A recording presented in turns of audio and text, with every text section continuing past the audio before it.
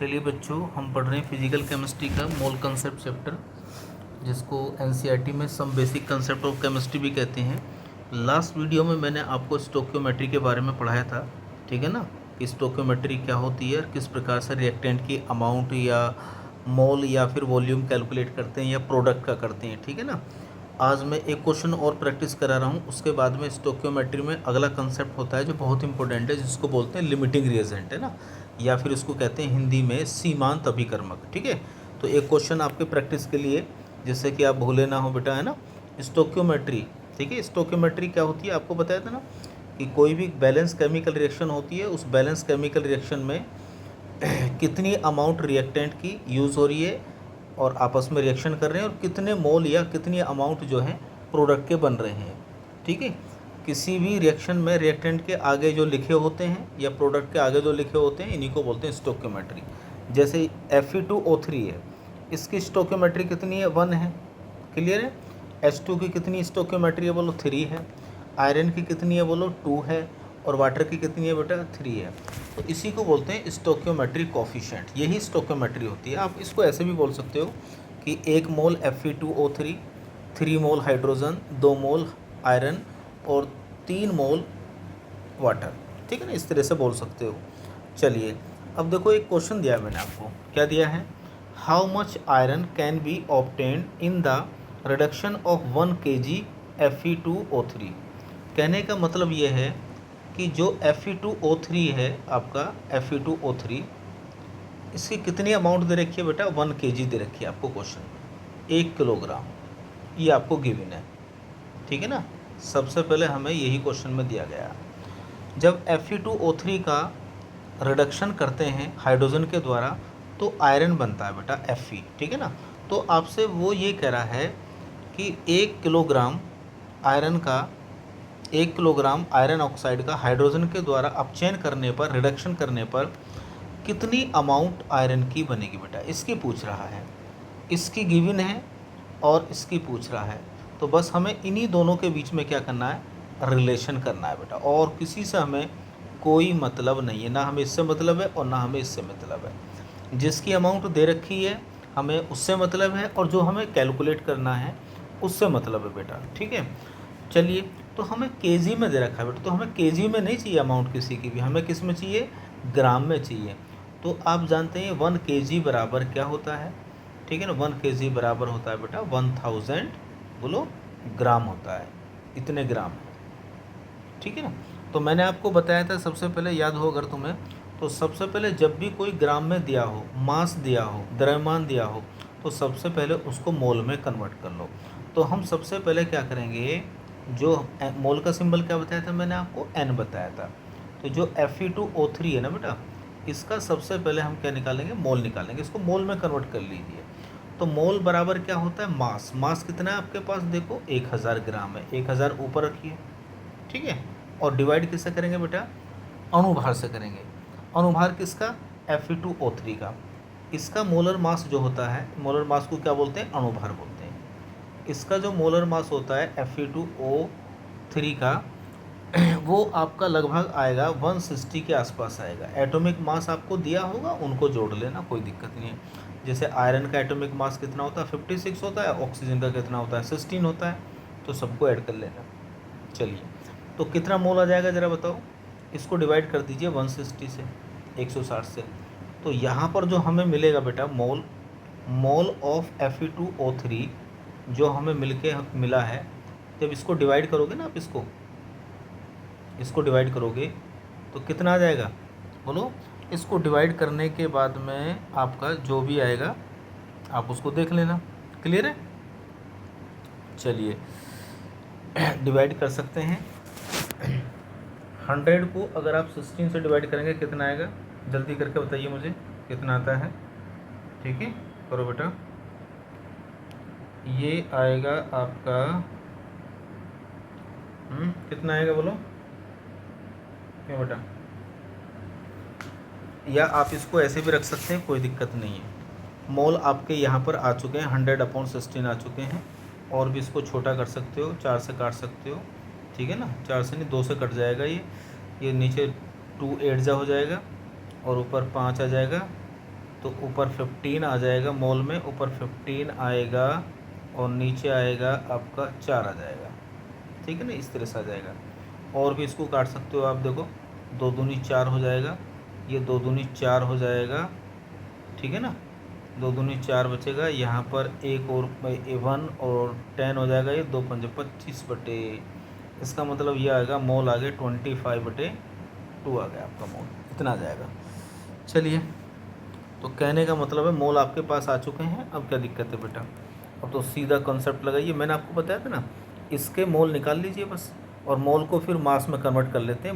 मोल के द्वारा ही आप क्वेश्चन को सोल्व करिए। तो देखो कैसे करेंगे, बहुत आसान सी ट्रिक मैंने आपको बताई थी। ये देखिए, आइए Fe2O3 के मोल ऊपर रखिए, मोल ऑफ Fe2O3, और बेटा इसको डिवाइड कर दीजिए इसके स्टोक्योमेट्री से 1 से। जिसका मोल निकालने हैं उसको भी ऐसे करिए, मोल ऑफ क्या लिखना है आपको Fe, और डिवाइड करना है इसके स्टोक्योमेट्री से 2। ठीक है ना। अब देखिए मोल Fe2O3 के कितने हैं, इसके मोल हैं 25/2, ये मोल हैं। नीचे कितना है, 1 है। मोल ऑफ Fe आपको कैलकुलेट करने हैं बेटा यहाँ से, तो आप बहुत आसानी से इसके मोल कैलकुलेट कर सकते हैं। ठीक है ना, किसके मोल कैलकुलेट कर लेंगे, इसके। और जो Fe के जो मोल आ जाएंगे ना यहाँ से, मोल ऑफ Fe जो आ जाएगा, जब इसको कैलकुलेट करोगे आप बहुत आसानी से बिल्कुल सोल्व हो जाएगा। ये हो जाएगा आपका 12 5 मोल के आसपास आएगा ये सोल्व करके। आप इसको सोल्व कर लेंगे, देखो बहुत आसान है। यहाँ से इसको इधर ले आएंगे, सोल्व करके इतना आ जाएगा।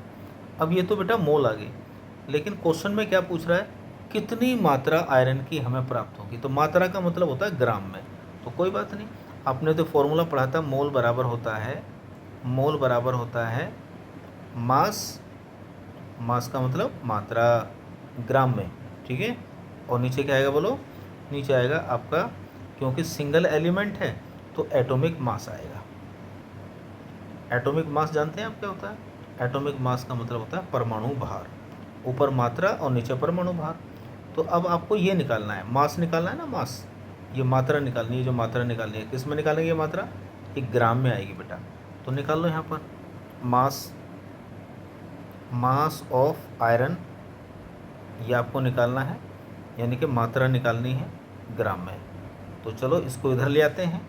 तो जो मोल है, मोल में मल्टीप्लाई हो जाएगी किसकी, एटॉमिक मास की।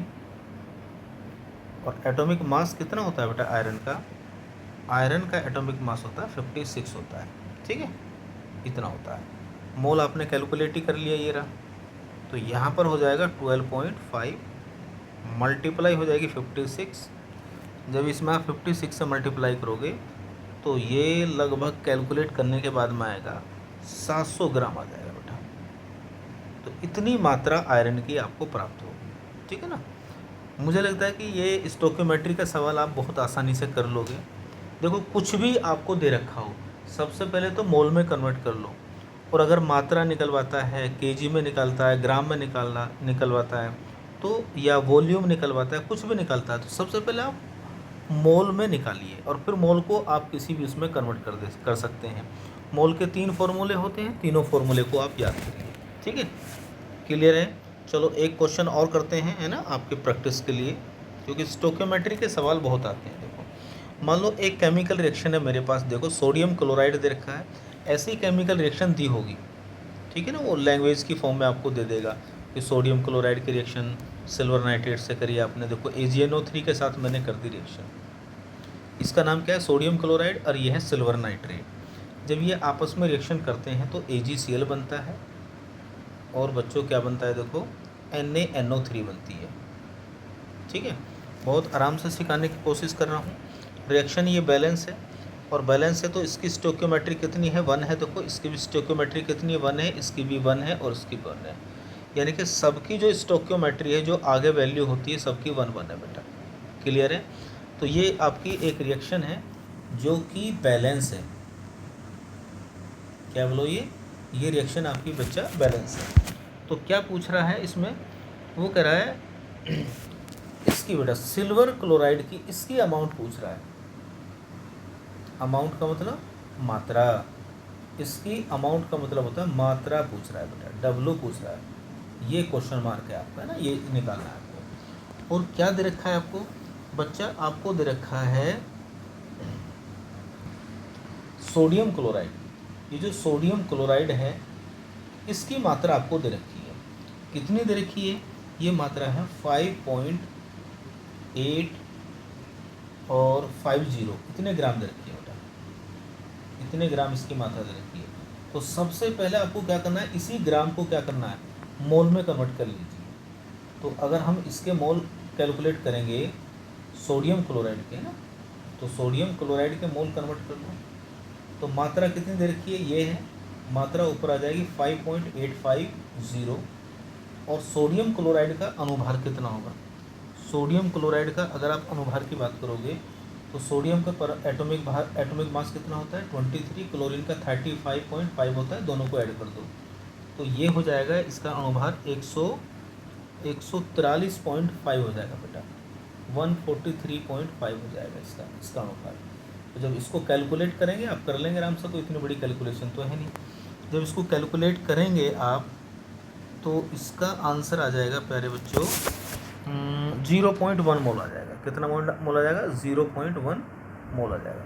तो सोडियम क्लोराइड के मोल आपके पास आ चुके हैं, अब कोई दिक्कत ही नहीं है भाई। देखो इसकी अमाउंट आपको निकालनी है, किसकी अमाउंट निकालनी है बोलो, इसकी अमाउंट आपको निकालनी है सिल्वर क्लोराइड की।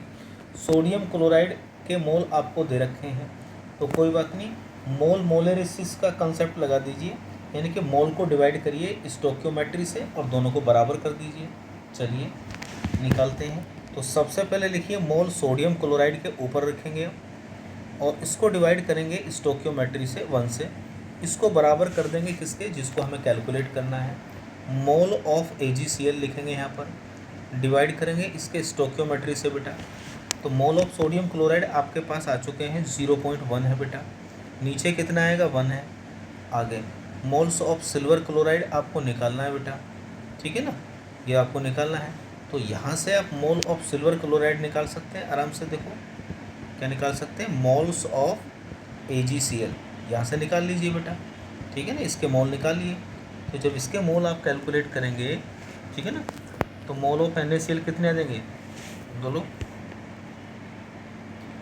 इसके 0.1 ही आ जाएंगे बेटा।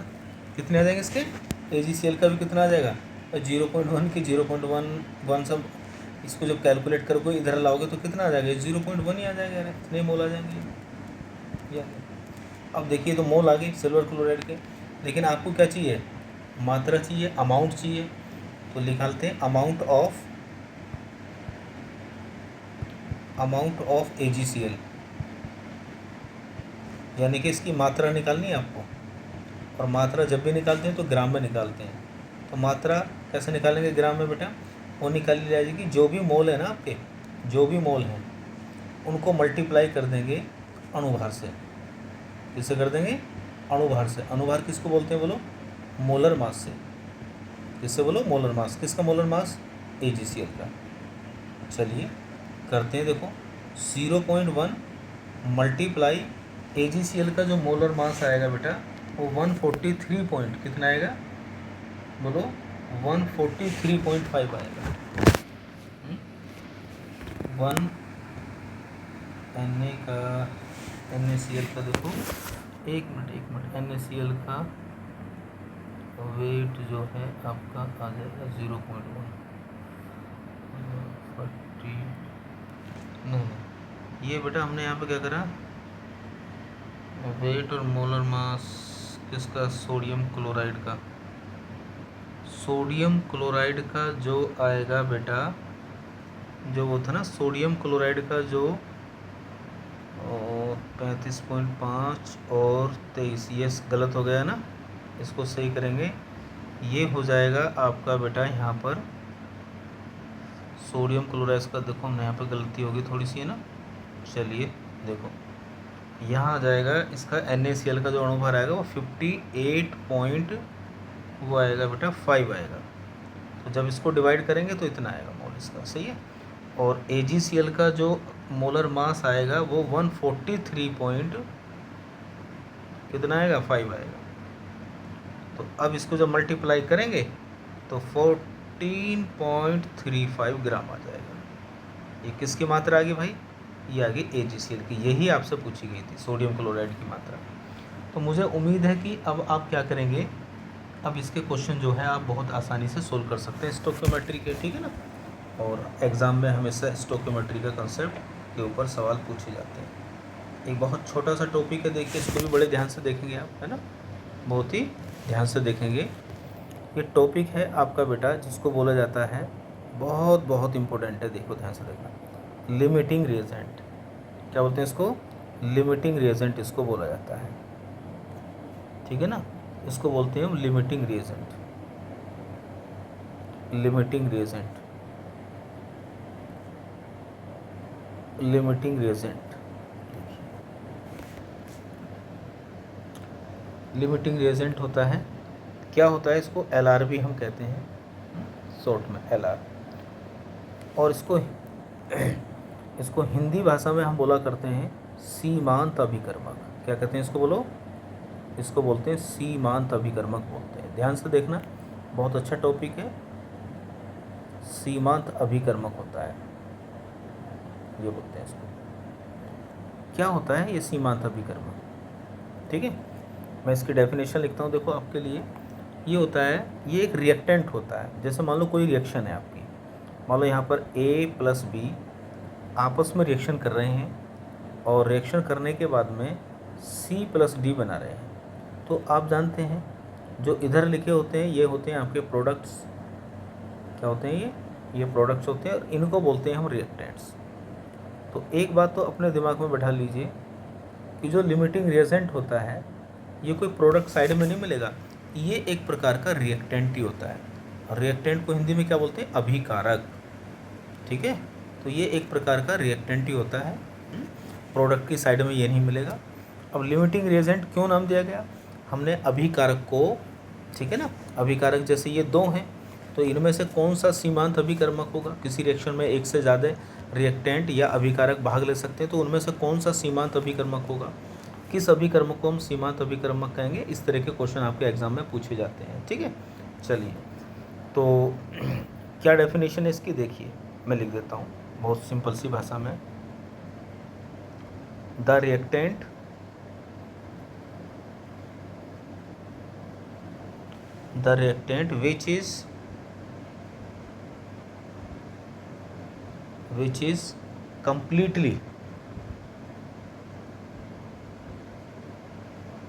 which is completely consumed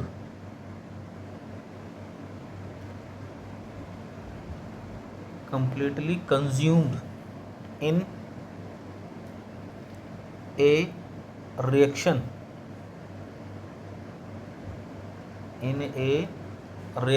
is called as limiting reagent।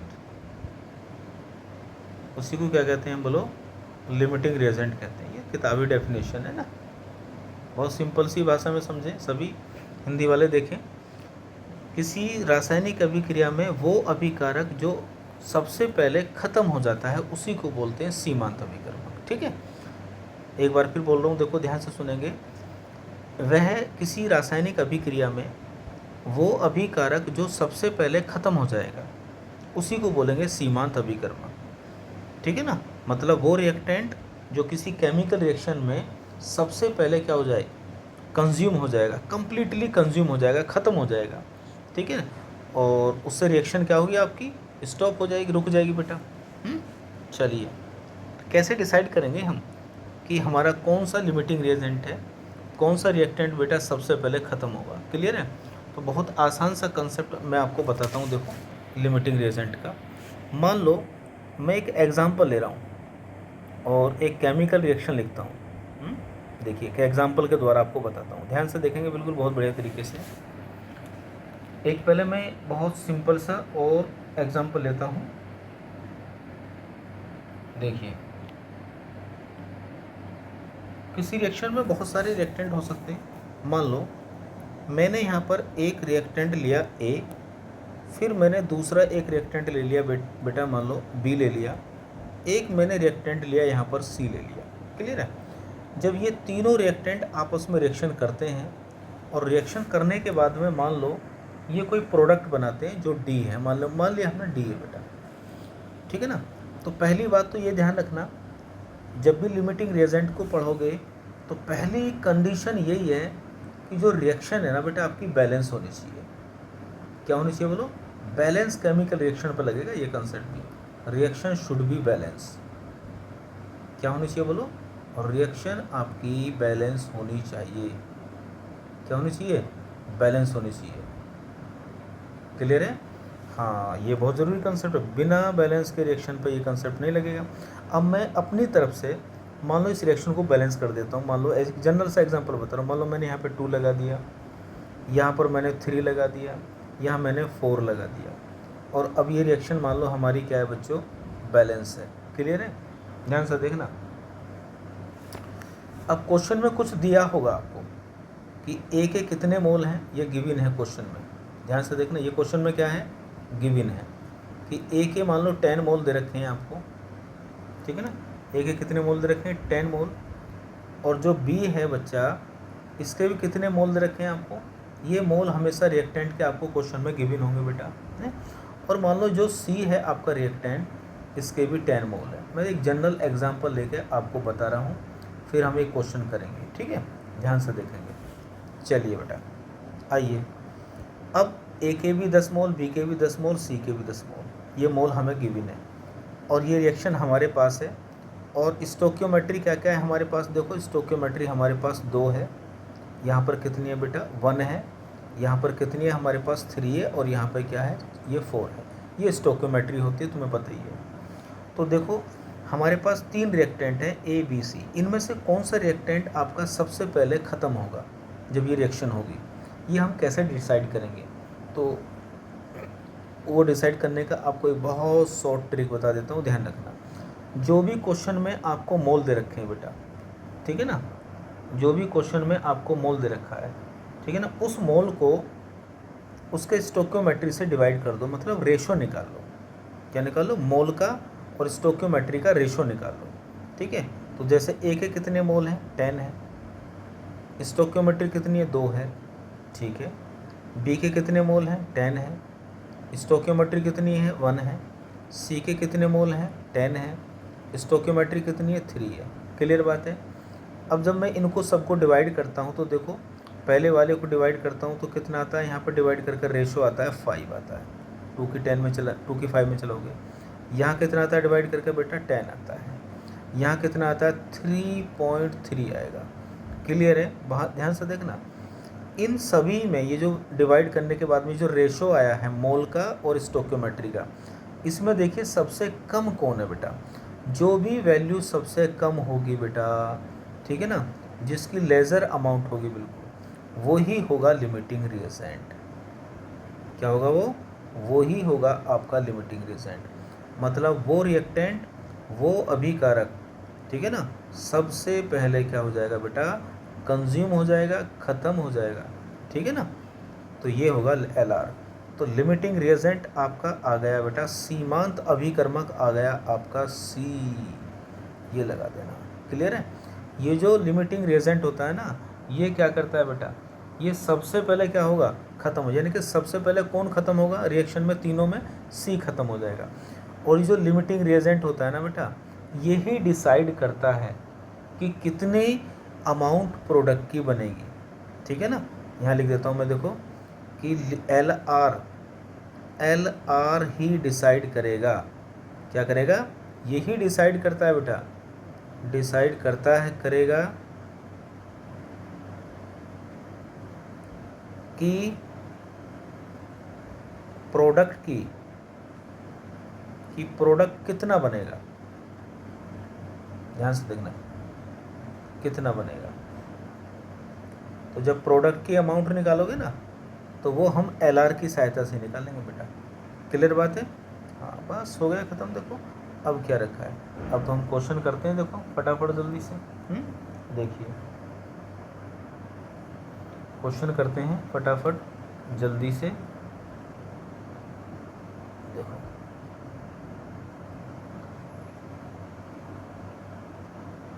चलो आओ, बड़े ध्यान से देखेंगे।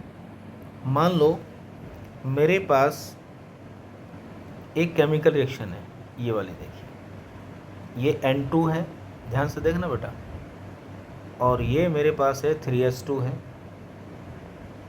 ठीक, एरो का निशान है।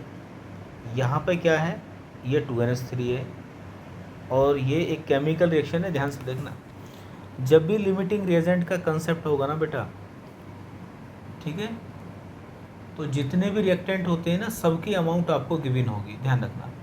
तो स्टोक्योमेट्री का कंसेप्ट में क्या होता है, एक की दी होती है और एक की नहीं दी होती, उसमें इनकम्प्लीट इन्फॉर्मेशन होती है। लेकिन जब लिमिटिंग रिएजेंट का सवाल आएगा तो उसमें सबकी इन्फॉर्मेशन आपको दी होगी रिएक्टेंट की। जैसे मान लीजिए, मान लो यहाँ पर जो आपका N2 है, N2 के मोल दे रखे हैं आपको क्वेश्चन में गिवन जो हैं, वो मान लीजिए हमारे पास है 10 मोल बेटा। कितने मोल है बोलो, 10 मोल दे रखे हैं। जो हाइड्रोजन के मोल है बेटा, ठीक है ना, ये हमें कितने दे रखे हैं बोलो, ये हमें 9 मोल दे रखे हैं बेटा। कितने मोल दे रखे हैं बोलो, 9 मोल दे रखे हैं, ठीक है, ये हमें दे रखा है। तो आपको बताना है लिमिटिंग रिएजेंट बताना है LR, कि LR क्या होगा, नाइट्रोजन होगी LR या फिर हाइड्रोजन होगी LR। क्लियर ना, इस तरह से आपको देगा। तो कोई बात नहीं, मैंने बताया था ना, जो भी गिवन मोल हैं रिएक्टेंट के, उनको उनके स्टोक्योमेट्री से डिवाइड कर दो और एक रेशो निकालो, ठीक है ना। ये रेशो जो अनुपात होगा, जो सबसे कम होगा, वही आपका LR होगा। तो बताओ नाइट्रोजन के कितने मोल हैं, 10 है, 10 मोल है। आगे कितनी स्टोक्योमेट्री 1 है, तो जब हम इसको डिवाइड करेंगे तो कितना आएगा बेटा, 10 आ जाएगा इसका, ठीक है। यहाँ देखिए, यहाँ इसके 9 है मोल क्वेश्चन में, 3 से डिवाइड करेंगे तो कितना आ जाएगा बेटा, 3 आ जाएगा। इन दोनों में बताओ कौन सा रेशो कम है बेटा, ये वाला है कम। इसका मतलब लिमिटिंग रिएजेंट कौन आ गया बेटा, लिमिटिंग रिएजेंट आ गया आपका, बोलो कौन आ गया बोलो, हाइड्रोजन आ गया। ये हाइड्रोजन गैस जो है आपका लिमिटिंग रिएजेंट है, यही आपका सीमांत अभिकर्मक है। क्या ये आपका सीमांत अभिकर्मक है, ध्यान से देखो।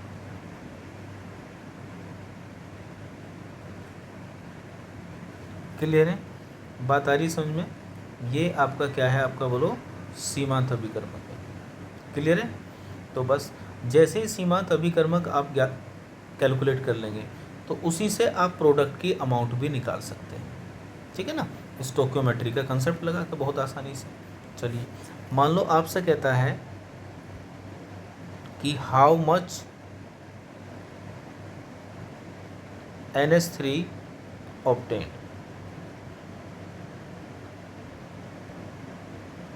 ठीक है ना। मच का मतलब है कि मात्रा पूछ रहा है आपसे, वो भी किस में, ग्राम में, कि कितने ग्राम अमोनिया गैस इस रिएक्शन में आपको बनेगी। तो कोई दिक्कत नहीं है, LR से आप डिसाइड कर लेंगे। मैं एक बार फिर इस रिएक्शन को लिख देता हूँ आपके लिए, कि नाइट्रोजन गैस है, हाइड्रोजन गैस है यहाँ पर देखो 3H2, और अमोनिया गैस के 2 मोल आपके यहाँ बन रहे हैं। बोलिए LR क्या था आपका, हाइड्रोजन, ठीक है ना। और ध्यान रखना, एक ये तो LR हो गया सीमांत अभिकर्मक, जो बचता है कौन बचा, नाइट्रोजन, उसको बोलते हैं एक्सिस रिएजेंट ER। ER क्या है आपका, नाइट्रोजन है, इसको बोलते हैं अधिकीय अभिकर्मक। क्या बोलते हैं इसको, अधिकीय अभिकर्मक बोला जाता है इसको, और इंग्लिश में क्या बोलते हैं इसको, एक्सिस रिएजेंट। सीमांत अभिकर्मक के अलावा जितने भी बचेंगे वो सब एक्सिस होंगे। क्लियर है जी। अब हमें इसकी अमाउंट निकालनी है, तो मैंने बताया था ना, अमाउंट निकालनी है इसकी मात्रा। तो मोल में निकाल लीजिए, फिर मोल को किस में कन्वर्ट कर लेंगे आप, आराम से मात्रा में, अमाउंट में कन्वर्ट कर लेंगे ग्राम में। तो देखो इसके मोल आपको दे रखे हैं, इसके मोल कितने मोल दे रखे हैं इसके बेटा, हाइड्रोजन के 9 मोल दे रखे हैं। ये मोल क्वेश्चन में आपको गिवन है। अभी स्टोक्योमेट्री, तो स्टोक्योमेट्री का कंसेप्ट लगाइए जो गिवन मोल है, ठीक है ना, हमें इन्हीं दोनों के बीच में रिलेशन करना है ना। स्टोक्योमेट्री का कंसेप्ट लगाइए कि अकॉर्डिंग टू स्टोक्योमेट्री लगा दीजिए, स्टोक्योमेट्री का कंसेप्ट लगा दो बिल्कुल आराम से, कि जो गिवन मोल हैं उनको ऊपर रखना है, ठीक है ना, और उसी के स्टोक्योमेट्री से क्या करना है, उसको डिवाइड करना है बेटा। जिसका निकालना है उसके भी मोल आपको दे रखे होंगे क्वेश्चन में जरूर, नहीं उसके तो निकालने ही है हमें। तो मोल ऑफ अमोनिया ऊपर रखेंगे, उसके स्टोक्योमेट्री से डिवाइड कर देंगे। ये हमें क्या करना है बेटा, ये हमें ज्ञात करना है, ठीक है ना। ये क्या करना है, हमें ज्ञात करना है मोल। तो मोल निकाल लो, फिर उसको मात्रा में कन्वर्ट कर लेंगे, कोई दिक्कत ही नहीं है ना, क्यों घबराते हो। चलिए देखो बताओ, हाइड्रोजन के कितने मोल दे रखे हैं बेटा। हाइड्रोजन के मोल आपको क्वेश्चन में दे रखे हैं 9 मोल। तो ऊपर 9 रखेंगे, नीचे कितना हो जाएगा, 3 हो जाएगा, कोई दिक्कत नहीं है ना। और इसके मोल आप यहाँ से निकाल लेंगे आराम से, मोल ऑफ NH3, ठीक है, यहाँ से, और 2 ये हो गया। अब क्या आप यहाँ से मोल ऑफ अमोनिया नहीं निकाल सकते भाई, निकाल लेंगे आराम से, ठीक है। तो यहाँ से इसको इधर कन्वर्ट कर लेना। तो यहाँ से जो भी आप मोल निकालोगे ना सोल्व करके, अब सोल्व करते रहना आप अपने आप, मोल ऑफ NH3 यहाँ से निकाल लेना, इसको इधर बाहर निकाल लो, और जो भी मोल आएगा यहाँ से मोल आ जाएगा, और मोल को क्या करेंगे, उस मोल में मल्टीप्लाई कर देंगे मोलर मास की, इसकी मोलर मास ऑफ NH3 की, मोलर मास ऑफ NH3 का मोलर मास कितना होगा भाई, है 17 होगा, ठीक है ना।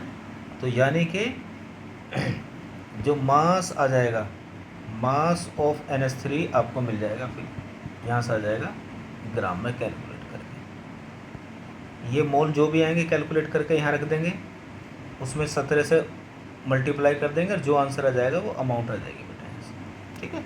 इतना तो आप कर ही लेंगे, कोई दिक्कत ही नहीं है ना, बिल्कुल सही। चलिए एक क्वेश्चन देते हैं, अब देखो आप उसे करेंगे बढ़िया तरीके से। आइए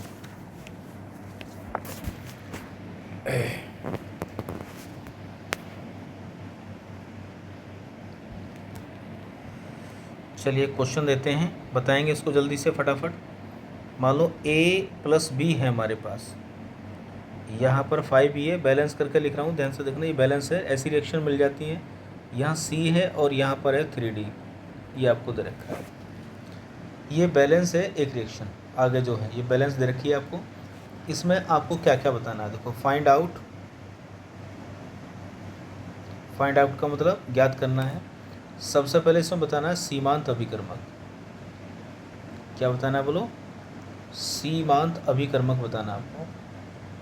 सीमांत अभिकर्मक वो रिएक्टेंट बेटा जिसको आप लिमिटिंग रिएजेंट कह रहे हो इंग्लिश में ना, वो निकालना है। दूसरा अधिकीय अभिकर्मक निकालना है, क्या निकालना है, अधिकीय अभिकर्मक।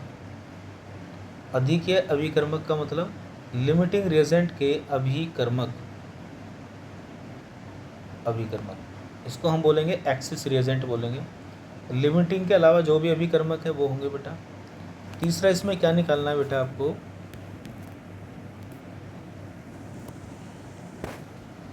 तो यहाँ पे आपको क्या निकालना है, यहाँ पर निकालनी है आपको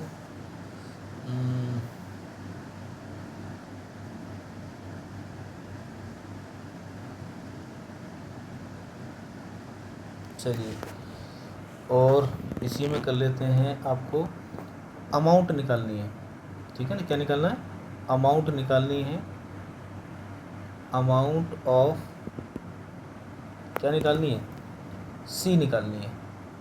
अमाउंट का मतलब होता है मात्रा, वो भी किस में, ग्राम में।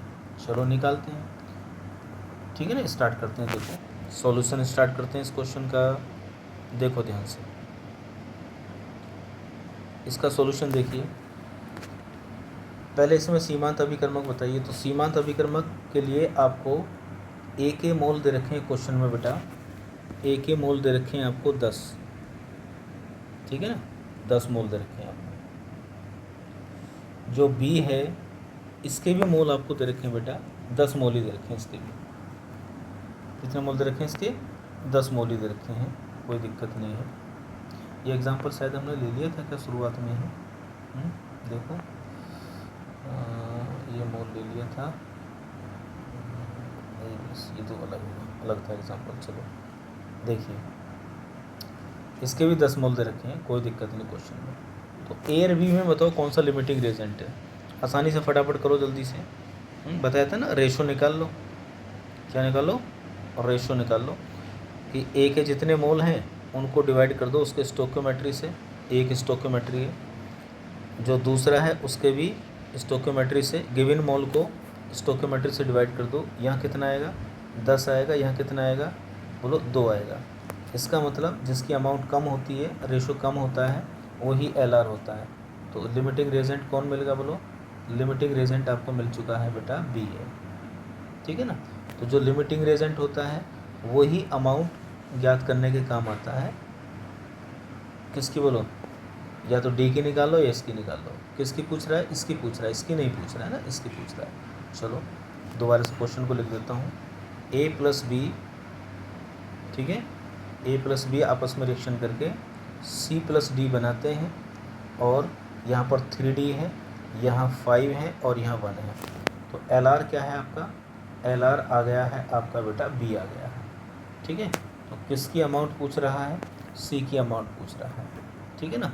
तो बस इन्हीं दोनों के बीच में रिलेशन आपको करना है। और देखो एक्सिस रिएजेंट क्या गया है? एक्सिस रिएजेंट वो होता है जो बच गया है। ए आपका एक्सिस रिएजेंट है, ये भी आंसर आ गया। बस सी की अमाउंट निकालनी है आपको ना। चलो निकालते हैं। तो अमाउंट कैसे निकालते हैं? वही तरीका होता है, जिसके मोल दिए हैं और जिसके निकालने, दोनों को बराबर कर लो। तो यहाँ पे लिखो मोल ऑफ बी, ठीक है ना, इसको डिवाइड करेंगे इसके स्टोकियोमेट्री से, और मोल ऑफ सी और उसके स्टोकियोमेट्री से उसको डिवाइड करेंगे। तो यहाँ से आप बहुत आसानी से क्वेश्चन को सोल्व कर लोगे, मुझे बार बार कराने की ज़रूरत नहीं है। क्या करोगे? मोल कितने दे रखे हैं बी के क्वेश्चन में? देखो 10 दे रखे हैं। तो 10 बाई कितना आ जाएगा यहाँ पर? बोलो, 10 बाई आ जाएगा आपका स्टोकियोमेट्री, नीचे 5 आ जाएगा। एन सी कितना आ जाएगा? 1 आ जाएगा यार। तो ये 5 को ये आ जाएगा। तो मोल ऑफ सी कितने आ जाएंगे? बोलो, मोल्स ऑफ क्या आ जाएंगे? सी आ गया आपके। मोल्स ऑफ सी आ जाएंगे आपके 2 आ जाएंगे। ये आ गया आंसर। ठीक है ना? तो मोल ही निकाल लो यहाँ से। क्या निकालो? अमाउंट ना निकालो, क्योंकि हमें पता नहीं है ना इसका मोलर मास क्या होगा। तो मोल निकाल लो इसके केवल। आ गया क्वेश्चन। इस तरह से आप क्वेश्चन को सोल्व कर सकते हैं, कोई दिक्कत नहीं है। ठीक है, चलिए एक क्वेश्चन और कराता हूँ आपको लास्ट में। इस तरह से आप लिमिटिंग रिएजेंट के क्वेश्चन आप कर लोगे। बस लिमिटिंग रिएजेंट का कंसेप्ट कब लगाना है? जब सभी अभिकारक की मात्राएं या आपको इंफॉर्मेशन दी हो, या तो मोल दिए हो या मात्रा दी हो। और जब 2 अभिकारक में से किसी एक की गायब हो तो स्टोकियोमेट्री वाला कंसेप्ट लगाते हैं। ठीक है ना? लिमिटिंग रिएजेंट वाला कब लगाओगे? लिमिटिंग रिएजेंट वाला लगाएंगे जब सबकी इंफॉर्मेशन दे रखी हो, सभी अभिकारकों की। ठीक है ना? और जो प्योर स्टोकियोमेट्री का कब लगाते हैं? जब अभी पीछे करा था हमने स्टोकियोमेट्री में, उसमें किसी एक की दी होगी। ठीक है ना? सारी इंफॉर्मेशन नहीं मिलेंगी उसमें। चलिए एक क्वेश्चन करिए ज़रा आप ध्यान से। H2 हाइड्रोजन है, गैस, प्लस 1/2 O2 के साथ में रिएक्शन करते हैं, और यहाँ बन रहा है H2O, और ये भी क्या है? आपकी गैस ही है।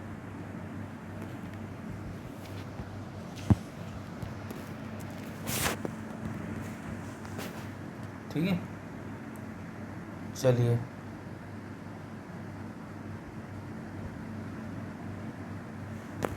तो आपसे क्या पूछ रहा है?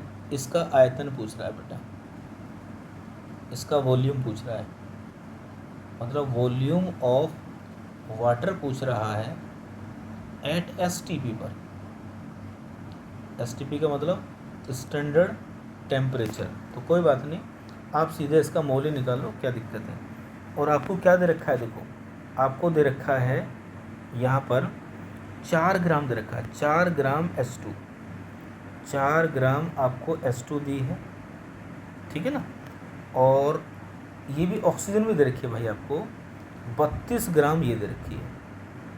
ठीक है ना? तो एक काम करते हैं, इसका वॉल्यूम पूछ रहा है, अब की बार ग्राम दे रखा है, तो सबसे पहले इनको दोनों को मोल में कन्वर्ट करो। पहला काम तो यही है, सबसे पहला काम है मोल, और मोल में कन्वर्ट करने के बाद में फिर डिसाइड करो कि कौन सा लिमिटिंग रिएजेंट है, और फिर उसकी सहायता से इसके मोल ज्ञात करो। सबसे पहले मोल जब कैलकुलेट करोगे तो मोल को फिर कन्वर्ट कर लेंगे वॉल्यूम में, कोई दिक्कत नहीं है। ठीक है, चलो देखते हैं ज़रा, करिए यहाँ पर मोल। मोल में अगर आप कन्वर्ट करोगे तो मोल ऑफ हाइड्रोजन कैसे निकालोगे भाई? मात्रा कितनी है? 4 ग्राम है। और भाई मोलर मास कितना होता है? मोलर मास कितना होता है प्यारे बच्चों? हाइड्रोजन का तो 2 हो गया, तो इसके मोल आ गए बेटा 2। ठीक है, इसी प्रकार mole of oxygen, mole of oxygen कितना होगा बोलो? मोल ऑफ ऑक्सीजन बराबर आ जाएगा, मास कितना है? 32। मोलर मास कितना होता है? 32 ऑक्सीजन का, तो कितने मोल आ गए? 1 आ गए। तो इसका मतलब मोल ऑफ हाइड्रोजन आपके पास आ चुके हैं 2 मोल बेटा। क्लियर है? आ गए। मोल ऑफ ऑक्सीजन आपके पास आ चुकी है कितनी बेटा? 1 मोल आ चुकी है। क्लियर है? तो ये मोल आपको गिवन है। ठीक है, तो चलो अब हम निकाल देते हैं लिमिटिंग रिएजेंट। तो क्या बताया था आपको, याद करो। इस रिएक्शन को मैं दोबारा लिख लेता हूँ बेटा ना, H2 गैस प्लस 1/2 O2, ये भी गैस है, और G यहाँ पर आ जाएगा H2O, ये भी हमारी गैस है। चलिए, तो हमारे पास मोल ऑफ हाइड्रोजन भी है, मोल ऑफ ऑक्सीजन भी है, तो दोनों के मोल दे रखे हैं रिएक्टेंट के, इसका मतलब लिमिटिंग रिएजेंट से क्वेश्चन सोल्व होगा। तो चलो लगाते हैं, पहले LR निकालिए, तो रेशो निकाल लो। पहले रेशो बताया था ना, गिवन मोल और स्टोइकियोमेट्री का रेशो निकाल लीजिए। निकालते हैं भाई। रेशो अगर आप निकालोगे बच्चों, कैसे निकालोगे बोलो? रेशो निकालेंगे मोल, जो गिवन मोल है 2, ठीक है ना, इसके मोल 1 है, 2 है, और इसको 1 से डिवाइड करोगे, तो 2 को जब 1 से डिवाइड करेंगे तो कितना आएगा बेटा? 2 ही आएगा। ठीक है, चलिए O2 के कितने मोल हैं? O2 का 1 मोल है बेटा, ऊपर 1 मोल आएगा। इसके स्टोइकियोमेट्री कितना है? 1/2 है बेटा, तो ये तो 2 तो ऊपर चला जाएगा। इसका मतलब क्या होगा? इसके भी 2 आ जाएंगे, इसके भी क्या आ जाएंगे? दोनों के 2 ही आगे बेटा। ठीक है ना, दोनों के क्या आगे? 2 मोल आगे, 2 मोल हाइड्रोजन के आगे, और इसके भी 2 मोल आगे। चलिए, दोनों के 2 मोल आ गए हैं इसके, तो भाई हैं, इसके भी 2 मोल और इसके भी 2 मोल आ रहे हैं, तो ठीक है ना। इसका मतलब क्या हो गया? इसका मतलब इसमें कोई भी LR नहीं है। क्या नहीं है बेटा? कोई भी LR नहीं है। ऐसे केस में ध्यान रखना, ऐसे केस में कोई भी LR नहीं है, इसका मतलब ऐसे नहीं सोचेंगे कोई भी LR नहीं है। बड़ा अच्छा सवाल बन गया है, देखो ध्यान से देखना। जब दोनों का रेशियो बराबर आ जाए ना बेटा, ध्यान से देखना बिल्कुल बढ़िया तरीके से। ठीक है, नोट में लिख देता हूँ इस क्वेश्चन को, क्वेश्चन के लिए। जब दोनों रिएक्टेंट जब दोनों रिएक्टेंट का रेशो सेम आ जाए, ठीक है ना, सेम आ जाए, तो दोनों रिएक्टेंट का मतलब दोनों अभिकारक, दोनों रिएक्टेंट ही क्या होंगे भाई? LR होंगे। दोनों रिएक्टेंट से क्या होंगे? LR होंगे। ध्यान से देखिए, ऐसे केस में LR का जो आंसर आएगा बेटा, वो क्या आएगा? तो लिमिटिंग रिएजेंट में आप लगाएंगे वहाँ पर क्वेश्चन में H2 और बेटा O2, दोनों ही क्या है हमारे? LR हैं, दोनों ही LR हैं। सही है,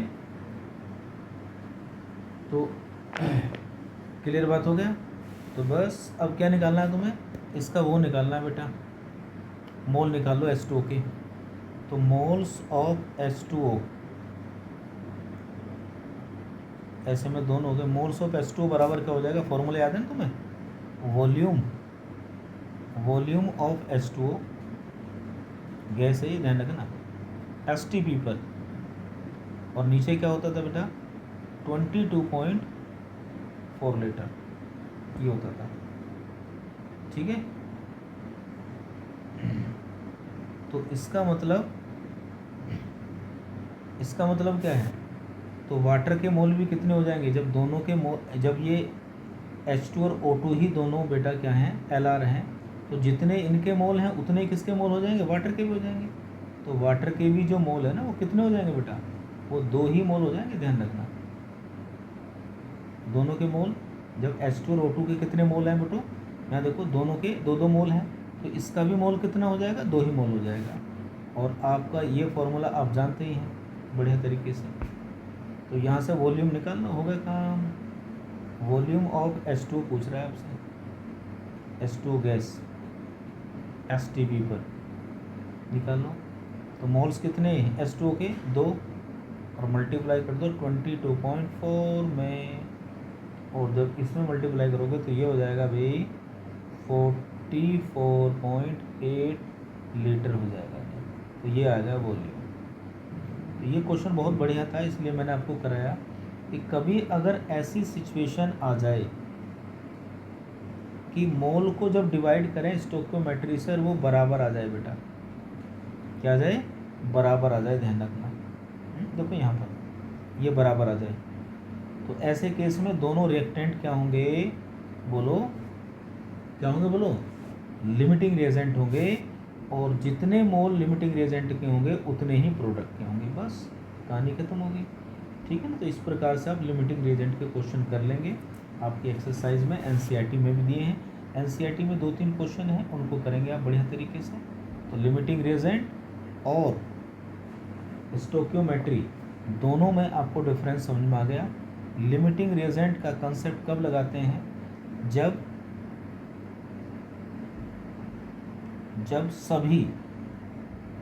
सभी रिएक्टेंट, ध्यान से देखना, जब सभी रिएक्टेंट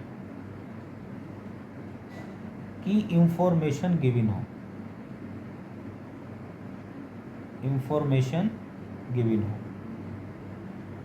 इंफॉर्मेशन का मतलब समझ रहे हैं, अमाउंट, मोल, वॉल्यूम, कुछ ना कुछ दिया हो बेटा। और स्टोइकियोमेट्री कोफिशिएंट का कंसेप्ट कब लगाते हैं, जब सभी रिएक्टेंट की इंफॉर्मेशन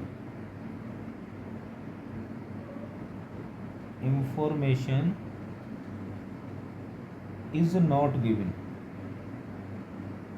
समझ में आ गई ना, क्लियर है। चलिए, तो इस कंसेप्ट को बहुत बढ़िया तरीके से पढ़िए, स्टोइकियोमेट्री को और लिमिटिंग रिएजेंट को। इसके ऊपर बड़े बड़े आसान से सवाल आते हैं, प्रैक्टिस करिए। मैं इसके क्वेश्चन आपको कल संडे में जितना भी मैंने आज तक पढ़ाया है, इसके क्वेश्चन की आपको 10 क्वेश्चनों की, ठीक है ना, वीडियो सॉल्यूशन भेजूंगा। ठीक है, चलिए पढ़ते रहिए बढ़िया करके बच्चों।